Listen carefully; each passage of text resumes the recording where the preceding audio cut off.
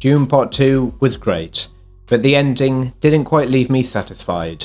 There are numerous reasons why the ending, in my opinion, was anti-climactic, such as missing characters from Frank Herbert's novel, which left holes in the final third, a rushed and unfulfilling conclusion to the Atreides revenge campaign against the Harkonnens, and most importantly, the fact that Paul, the protagonist from Dune Part 1, is actually the villain in Dune Part 2.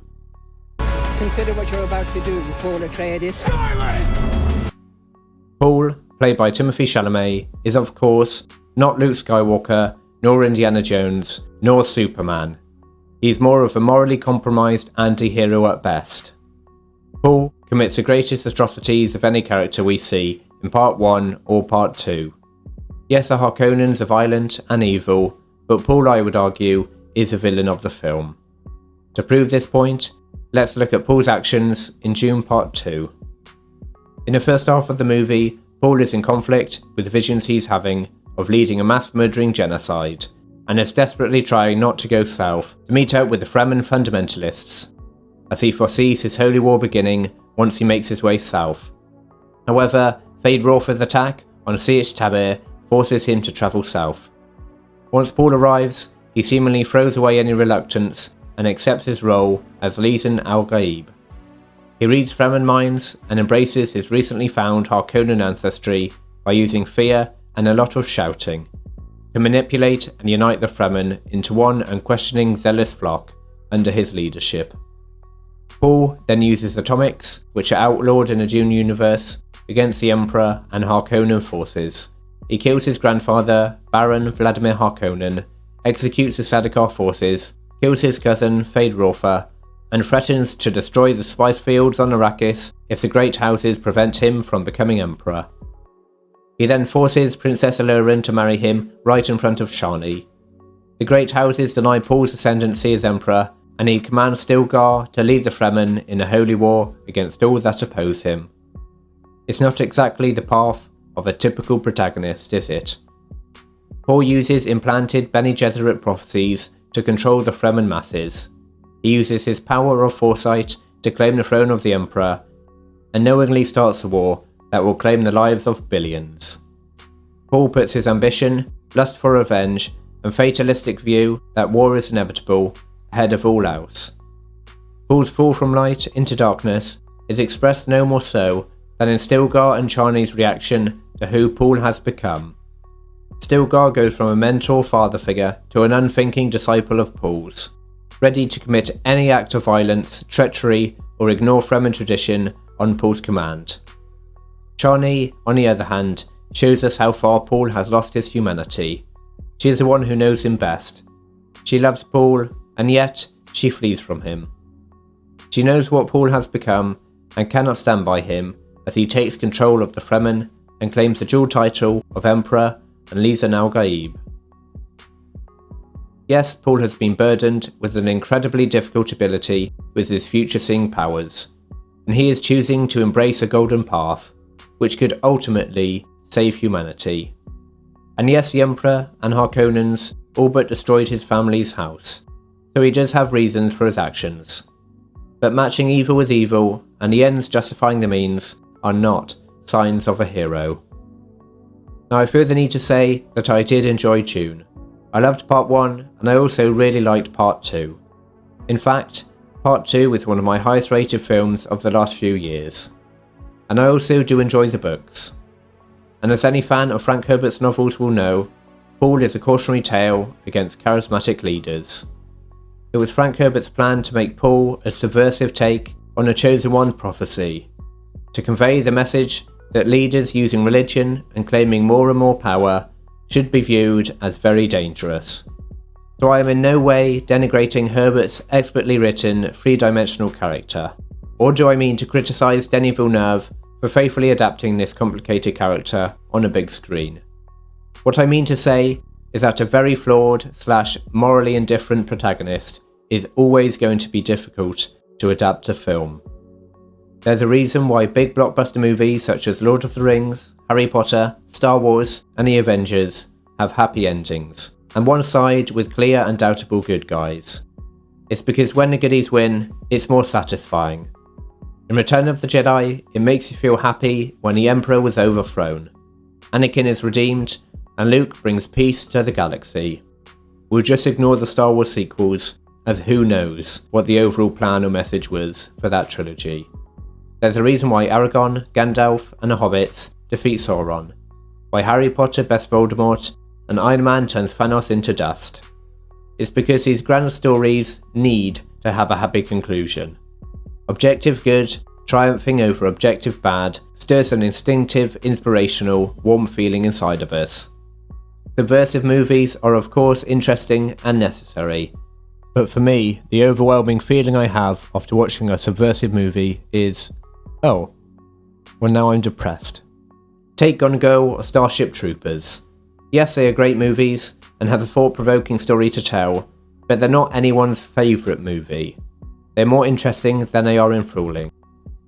Imagine if Luke Skywalker just killed Darth Vader and then took the Emperor's throne. Or if Iron Man put on the Infinity Gauntlet, turned purple, and started ruling over the galaxy. So aside from Paul being a straight-up villain, which is more of a symptom of the difficulty in adapting Frank Herbert's novel, there are a few choices that Villeneuve made which I believe contributed to a less than stellar last third for Dune Part 2. There's no central antagonist. Yes, Austin Butler's performance as Thade Rotha was fantastic, and the fight between Paul and Thade was one of the most intense brawls I've seen in a movie, but Thade is only one of many adversaries for Paul and the Fremen to overcome. Baron Vladimir Harkonnen played a much reduced role and possesses very little of the threat that he did in Part 1. He's limited to around 5 minutes of screen time, and in the end he gets killed by Paul rather unceremoniously. Rabban, from his very first scene, is undermined by Baron Vladimir and Thade, which is similar to his story from the books. But what didn't work for me was his death. During a Fremen attack of Arrakeen, Rabban flees towards an escape ship, and then gets called out by Gurney. Rabban tries to whip Gurney, fails, and is killed, in a fight scene that takes no more than 20 seconds.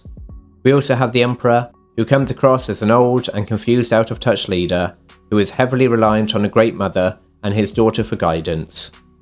This lack of a central antagonist, on top of Paul's questionable actions as the anti-hero/flawed protagonist, made the urgency and stakes of the ending fall slightly flat.